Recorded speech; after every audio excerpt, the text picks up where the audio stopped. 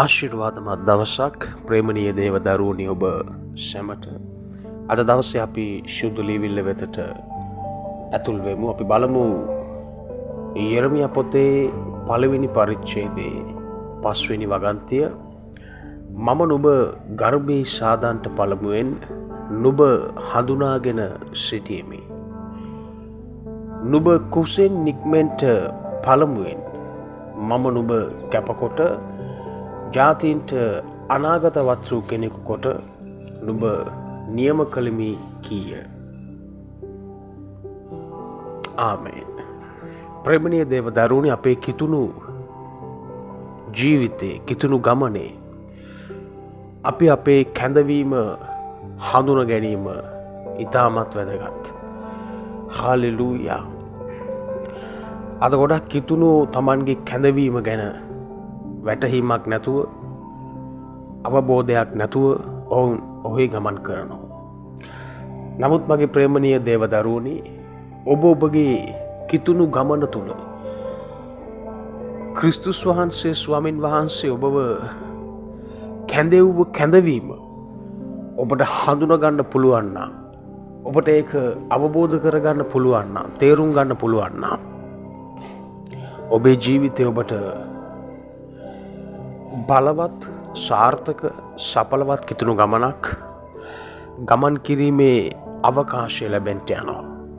Hallelujah. අපේ කැඳවීම අපි හඳුනා ගැනීම ඉතා වැදගත්. දේවල් 5ක් අද දවසේ ඔබේ ඉදිරියේ මම තබන්නට යනවා. පළවෙනි දේ තමයි දෙවියන් වහන්සේගේ වචනය තුලින් කැඳවීම හඳුනා ගැනීම.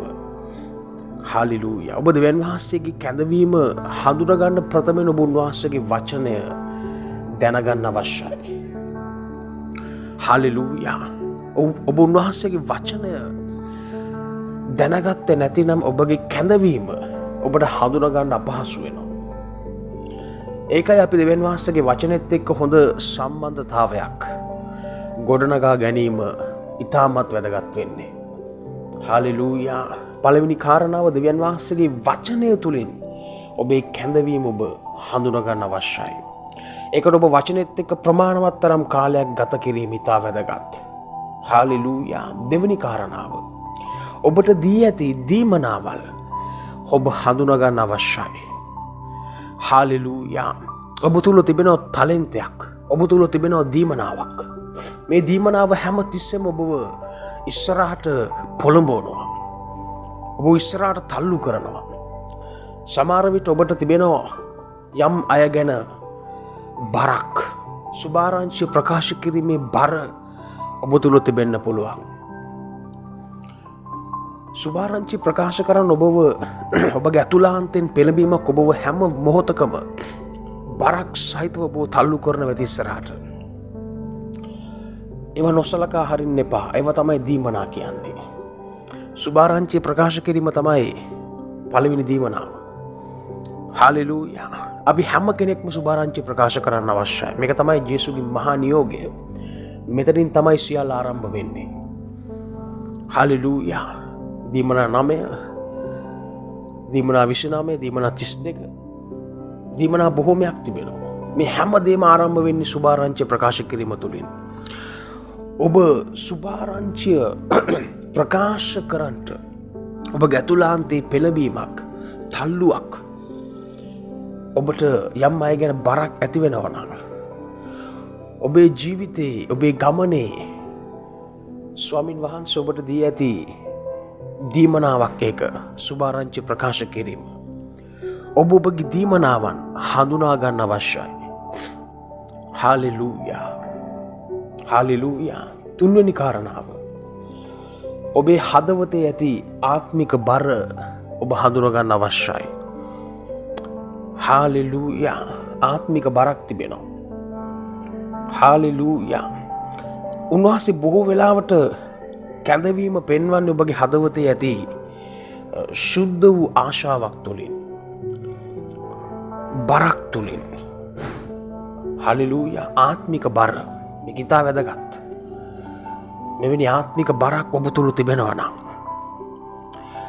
කෙනෙක්ට යාඥා කරන්න,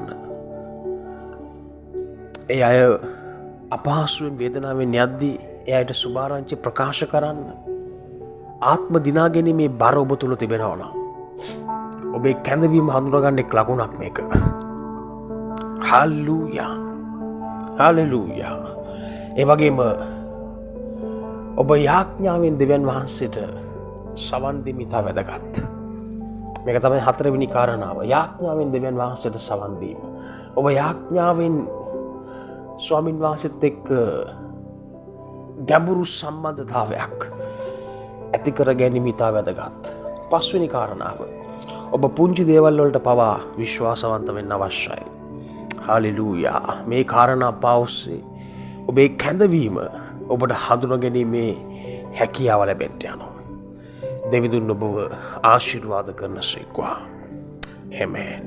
මම සභා පාලක දේවගති ප්‍රොපේත යොහන්ඩයස් ජෙසුපිටයි.